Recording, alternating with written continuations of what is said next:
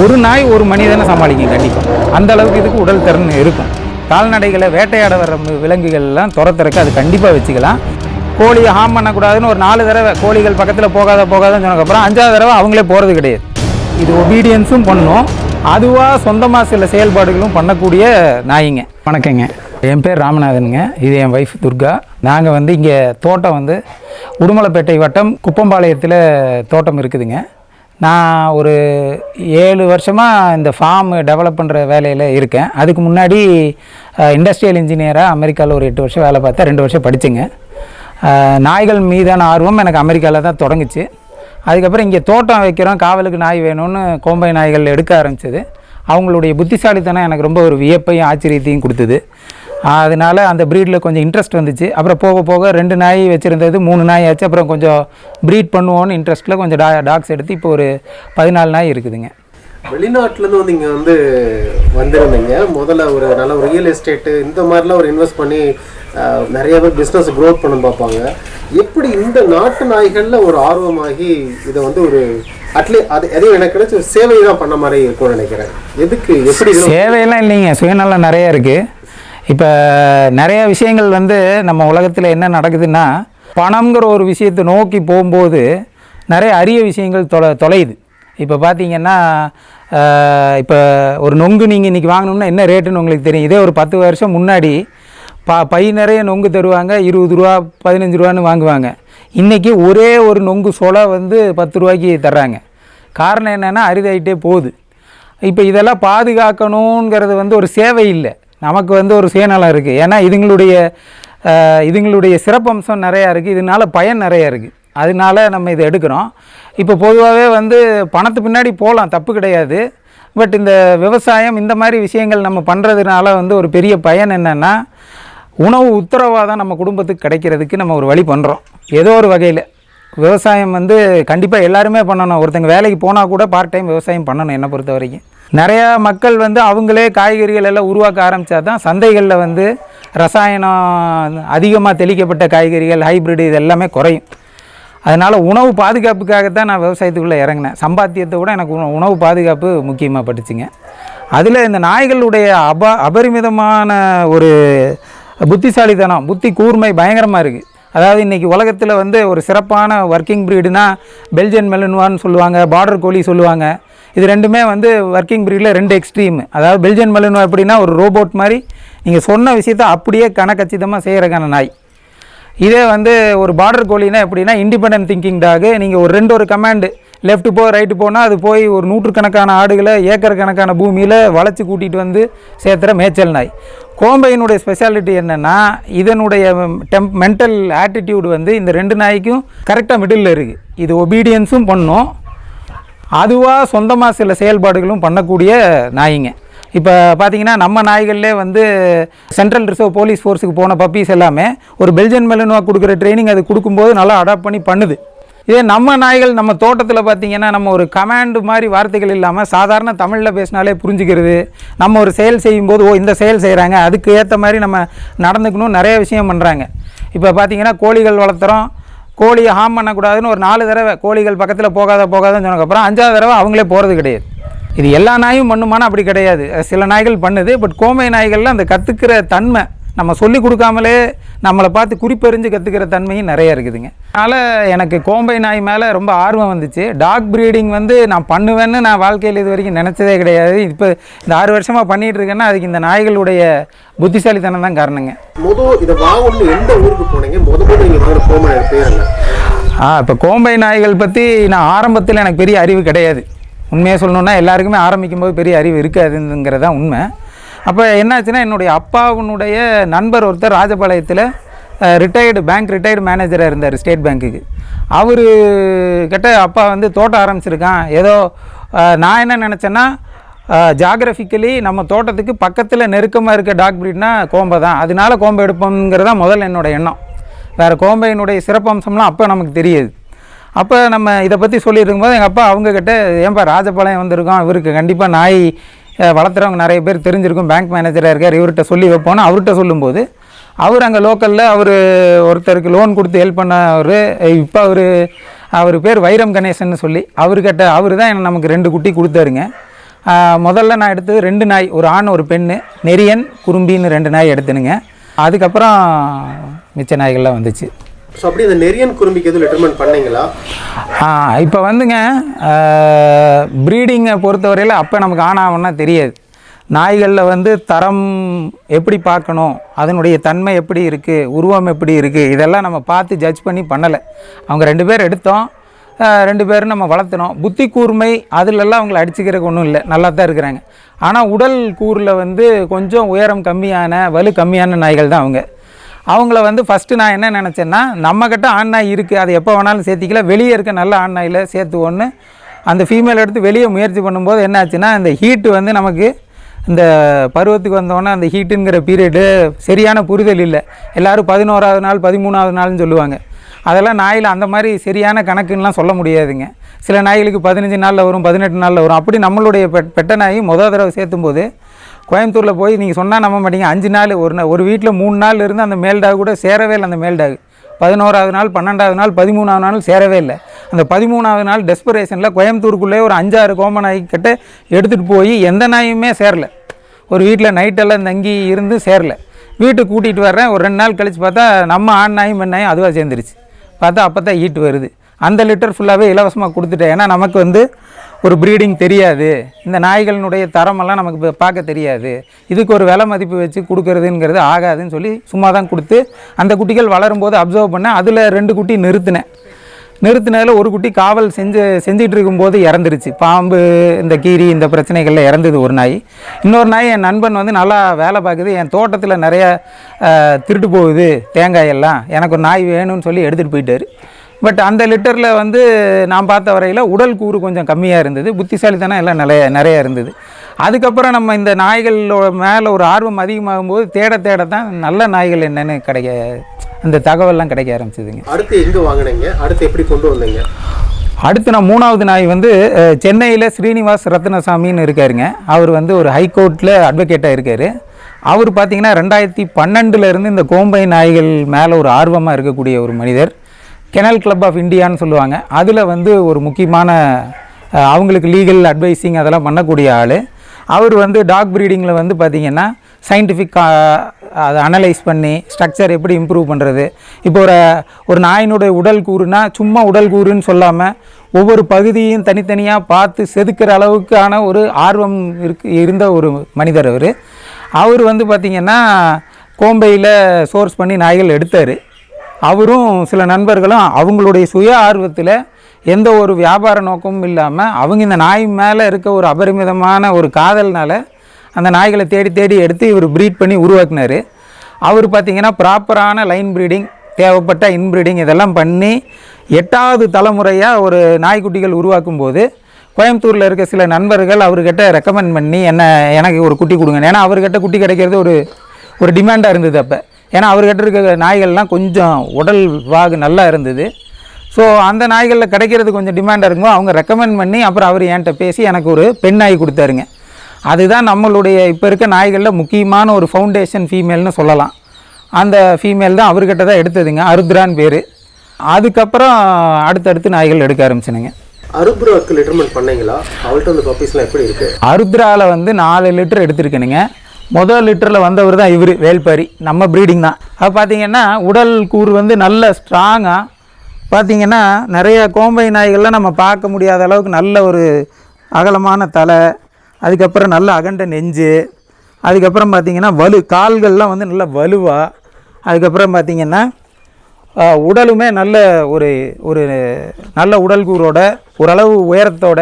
இப்போ பார்த்திங்கன்னா ஒரு காவலுக்கான நாய் எந்த அளவு உடல் திறனோடு இருக்கணுமோ அந்த உடல் திறன் கச்சிதமாக இருக்க மாதிரியான வம்சாவளிகள் அவகிட்டிருந்து எடுக்க ஆரம்பித்தோம்.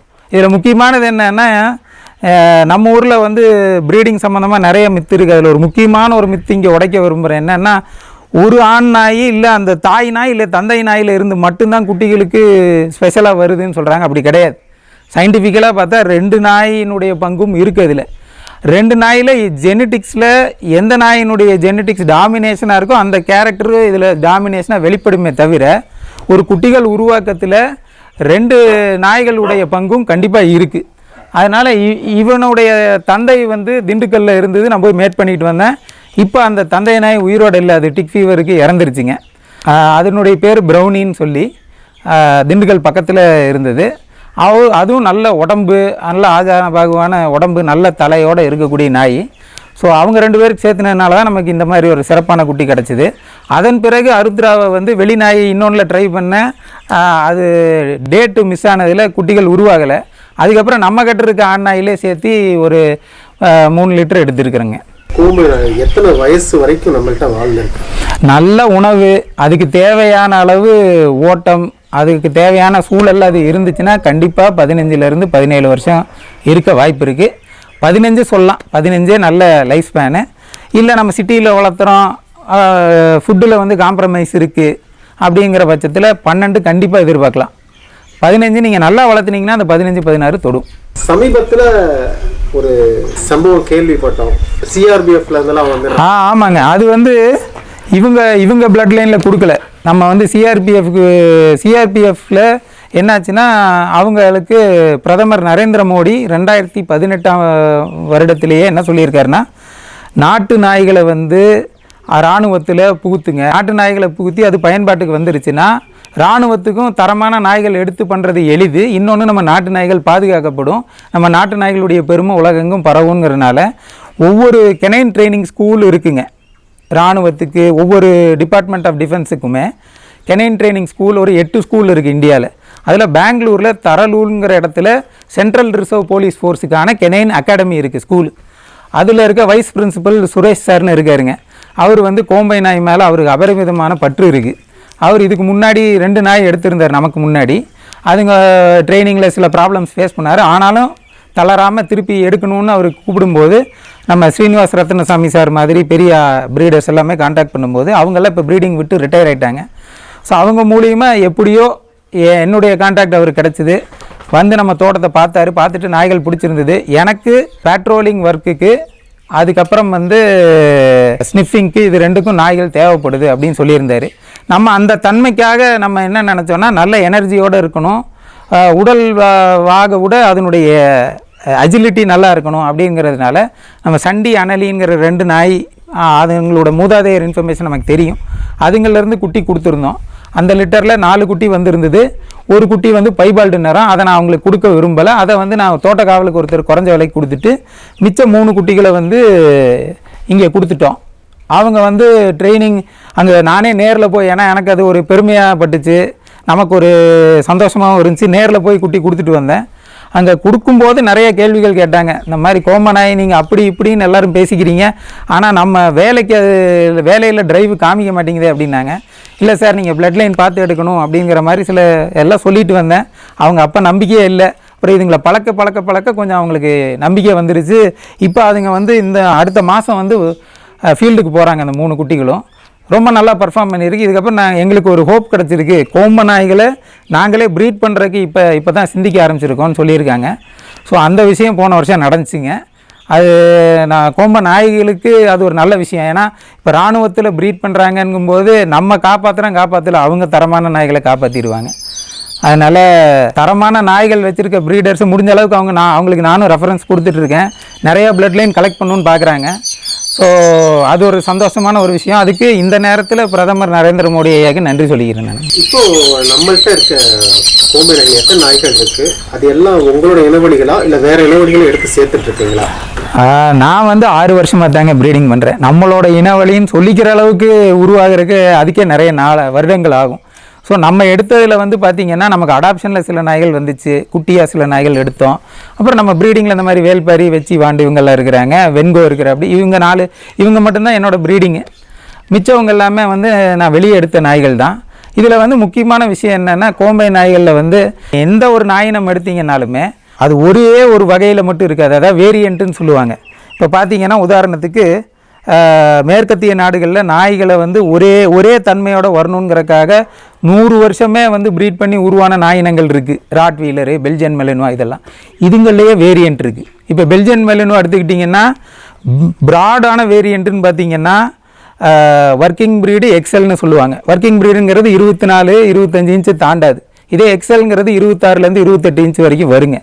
ஸோ இந்த மாதிரி வேரியேஷன் அதிலேயே இருக்குது. அதுவும் ரொம்ப ஃபோக்கஸ் பண்ணி ப்ரீட் பண்ண டாக்லேயே. இப்போ கோம்பை நாய் நம்மலாம் வந்து யாருமே ஒரு சயின்டிஃபிக்கல் அப்ரோச்சோடு ரொம்ப யாரும் ப்ரீட் பண்ண ஆரம்பிக்கலை, ரொம்ப சிலர் தான் பண்ணிகிட்டு இருக்கிறாங்க. அப்படி இருக்கும்போது இதில் வேரியேஷன்ஸு இருக்குது நிறைய. ஸோ அதில் வந்து அடிப்படையாக நான் பார்த்தது வந்து ஒரு 3 வகையாக ரொம்ப அடிப்படையாக 3 வகையாக சொல்லலாம். ஒன்று வந்து பார்த்திங்கன்னா சராசரி உயரத்துக்கு கம்மியான நாய்கள். இந்த நாய்கள் வந்து எதுக்கு சிறப்பாக இருக்குது அப்படின்னு பார்த்திங்கன்னா கால்நடை மேய்ச்சல், கால்நடை காவல் பண்ணுறதுக்கு இந்த நாய்களை நல்லா பயன்படுத்தலாம். அதுக்கான ஆட்டிடியூட் இந்த நாய்களில் நல்லா இருக்குது. இப்போ நான் கொஞ்ச நேரம் முன்னாடி சொன்ன அந்த தவறுன அந்த ரவுடிங்கிற நாய் வந்து ஆள் சூப்பர்விஷன் இல்லாமல் 20 மாடு மேய்ச்சிட்டு இருந்த நாய்ங்க. நான் கண் கூட பார்த்துருக்கேன், அதனால தான் நான் சொல்கிறேன், மிச்சவங்க சொன்னதை கேட்டு சொல்லலை. அது கோயம்புத்தூரில் நீலாம்பூரில் சிட்டிக்கு நடுவில் மாடு மேய்ச்சிட்டு இருந்த நாய்ங்க. அதுதான் இதில் ஆச்சரியம். நான் வந்து அந்த சண்டிங்கிற குட்டியை எடுக்க போகும்போது பார்த்த காட்சி நான் கண்டிப்பாக சொல்லணும். இதில் நான் அங்கே போகிறேன், அந்த குட்டி பார்க்குறேன், அம்மா நாய் எங்கேன்னொன்னே மேய்ச்சலுக்கு போயிடுச்சுன்னொன்னே உங்களுக்கே தெரியும், நம்ம ஊரில் நாய் ப்ரீட் பண்ணுறவங்க பாதி நேரம் பேரண்ட்டு காமிக்காமல் இருந்தால் வேட்டைக்கு போயிடுச்சு, மேய்ச்சலுக்கு போயிடுச்சுன்றாங்கன்னு. இந்த ப்ரீடர் மேலே எனக்கு நம்பிக்கை இருக்குது. ஏன்னா நிறைய பேர் இவரை ரெக்கமெண்ட் பண்ணியிருந்தாங்க. அவர் வந்து யாஷ் ஃபார்ம்ஸ்னு கோயம்புத்தூரில் இருக்கார், கண்ணன் சார்னு. இருந்தாலும் எனக்கு தாய் நாய் பார்த்தே ஆகணும்னு நான் சொல்லிட்டேன். சரிங்க நீங்கள் உட்காருங்கன்ட்டாங்க. நாங்கள் வெயிட் பண்ணிகிட்டு இருக்கேன், இந்த குட்டியை பார்த்துட்டு இருக்கிறேன். திடீர்னு பார்த்தா ஒரு 20 மாடு வருதுங்க, 2-3 எருமை 20 மாடு வருது. பார்த்தா ஆளுங்க யாரும் வரல, அந்த மாடுகளாக வருது. கடைசியாக ஒரு குட்டி நாய், நம்ம முட்டிக்கால கூட உயரம் கம்மியாக இருக்கிற நாய் ஒன்று வருது, செவல நாய். அப்படியே வந்துட்டு அந்த மாடுங்கள்லாம் போகிறத அப்படியே நின்று பார்த்துட்டு இது போய் கொஞ்சம் தண்ணி குடிச்சிட்டு அங்கே ஒரு குலைக்குது. அங்கே சுற்றிக்கிட்டு இருக்க நாய்கள்லாம் வந்து இது முன்னாடி நிற்கிது, பொட்டை நாய்கள்லாம். அது எல்லாம் எண்ணிக்கை சரியாக இருக்கான்னு பார்த்துட்டு அப்புறம் என்ன கவனிக்குது, யாரா அவன் புதுசாக இருக்கானே பக்கத்தில் வந்து மோந்து பார்த்துட்டு அதுக்கப்புறம் அது வந்து அதோட குட்டியை பார்த்துட்டு அதுக்கப்புறம் தான் அமருது. இதுதான் நான் பார்த்த காட்சி. அதனால தான் அந்த ரவுடியவே வந்து நான் அவர்கிட்ட கெஞ்சி நான் இதை பற்றி தெரிஞ்சுக்கணுன்னு எடுத்துகிட்டு வந்தேன். ஸோ அந்த மாதிரி நாய்கள் பார்த்திங்கன்னா தோட்ட காவலுக்கு வந்து கால்நடை காவலுக்கெல்லாம் ரொம்ப ஏதுவாக இருக்கும். ஆனால் என்னென்னா உயரம் கம்மியாக இருக்கனால இந்த மனிதர்களுக்கு எதிரான காவல் பண்ணும்போது உடல் திறன் வந்து அந்த வெயிட் இல்லாததுனால பத்தாது. ஸோ அதனால் வந்து அந்த நாய்களை வந்து நீங்கள் தோட்ட காவலில் எதுக்கு வைக்கலான்னா, மிருகங்கள், அதாவது வந்து நமக்கு தோட்டத்தில் தொல்லை தர்ற மிருகங்கள், கால்நடைகளை வேட்டையாட வர்ற விலங்குகள்லாம் துரத்துறக்கு அது கண்டிப்பாக வச்சுக்கலாம். புத்தி கூர்மை ரொம்பவே அதிகமாக இருக்குது அந்த நாய்களுக்கு. இதுக்கடுத்து சராசரி உயரமான 22 இன்ச்சு 23 இன்ச்சுன்னு சொல்லுவாங்க. அந்த உயரத்தில் இருக்க நாய்கள் வந்து எப்படின்னா ரெண்டுக்குமே பயன்படுத்தலாம். அதாவது வீட்டு காவல்லையும் வச்சுக்கலாம், தோட்ட காவல்லையும் வச்சுக்கலாம். அது மாதிரி இருக்குது. அதுங்களுக்கு வேகமும் இருக்குது, உடம்பும் ஓரளவுக்கு இருக்குங்கிறனால மனிதர்களுக்கு எதிராக அது காவல் புரியணுன்னாலும் ஓரளவுக்கு அதனால் முடியுது. இதுக்கு அடுத்தது பார்த்திங்கன்னா இதை விட உயரமாக இருக்கிறது ஒரு 25, 26, 23லேருந்து 26க்குள்ளே இருக்கிற நாய்கள். இவங்க உடல் வலு நிறையா இருக்குது. ஆனால் உடல் எடை அதிகமாக இருக்கனால நிறைய தூரம் நிறைய நேரம் அதுங்கனால ஓட முடியாது. அப்படிங்கும்போது தோட்டக்காவலில் வந்து முழு திறனோடு அதுங்கனால செயல்பட முடியாது. ஒரு பெரிய தோட்டமாக இருந்தால் ஒரு ஏக்கர் தோட்டம் இல்லை 2 ஏக்கருக்குள்ளே இருக்க சின்ன தோட்டம், ஒரு பெரிய வீடு, இதுகளுக்கெல்லாம் வந்து அருமையாக காவலுக்கு இருக்கும், நல்ல காவல் செய்யும். இதுங்களுடைய இது என்னென்னா உடம்பு வெயிட் பெருசாக இருக்கிறனால ஒரு நாய் ஒரு மனிதனை சமாளிக்கும் கண்டிப்பாக. அந்த அளவுக்கு இதுக்கு உடல் திறன் இருக்கும். இந்த நாய்கள் வந்து வீட்டு காவலுக்கு கண்டிப்பாக ரெக்கமெண்ட் பண்ணலாம். இது குணத்தில் மாற்றங்கள்னு பார்த்தீங்கன்னா பெரிய அளவில் மாற்றங்கள் இல்லை, புத்தி கூர்மை எல்லாத்துலேயுமே ஓரளவுக்கு சிமிலராக தான் இருக்குது. அந்த மேய்ச்சல் நாய்களுக்கு கொஞ்சம் அந்த மிருகங்களுடைய குணாதிசயங்களை உணர்ந்துக்கிற தன்மை இருக்குது. அதாவது கால்நடை மிரண்டு போகுதுன்னா அது இந்த நாய்களுக்கு புரியுது. அது மட்டும் அதுங்களுக்கு கொஞ்சம் அதிகமாக இருக்குது. இந்த நாய்களுக்கு வந்து ஆளுங்களுக்கு எதிரான காவலில் இருக்கக்கூடிய தன்மை கொஞ்சம் நல்லா இருக்குது பெரிய நாய்களுக்கு. இதுதான் நம்ம முதல்ல எடுத்த பெண் நாய்ங்க, குறும்பி, ரொம்பவே புத்திசாலி. இது நம்ம 3வது எடுத்த அருத்ரா, நம்ம வேல்பாரியினுடைய அம்மா. பார்த்தீங்கன்னாலே தெரியும், முதல் இருக்கிற நாய் நல்ல காவல் தன்மை இருக்குது. நம்ம சேனலை சப்ஸ்கிரைப் பண்ணாதவங்க சப்ஸ்கிரைப் பண்ணிக்கோங்க. அப்படியே மறக்காமல் பெல் பட்டனையும் ப்ரெஸ் பண்ணிடுங்க.